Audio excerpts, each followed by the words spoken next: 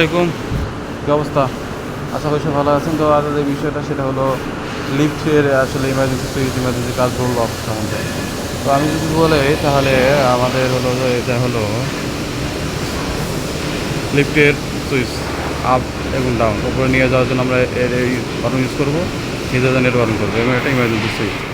তো আসলে আমরা যখন আপ দিব তখন আপ হবে, ঠিক আছে, এবং যখন ডাউন দেব তখন ডাউন হবে। ওকে, তো এগুলো আমাদের অটোমেটিক লক করা আছে। এখানে আমরা লিমিট সুইচ ইউজ করছি। লিমিট সুইচ ইউজ করে আমরা একবারে এটা ইন্টারলক মতন করছি, যাতে এটা আসার পরও আমি সুইচ যদি টিপতেও থাকি তাও যেন এটা আর না আসে, আমাদের এই ওয়্যারটা যেন থেমে যায়। মানে এটা যখন থেমে যাবে তখন আমাদের ওয়্যারটা লুজ হবে না, লুজ হলে সমস্যা আছে।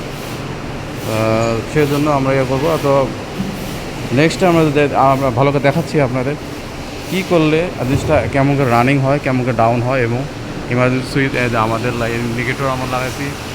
কারণ এই ইন্ডিকেটর হলো আমাদের চিহ্ন। আমাদের এই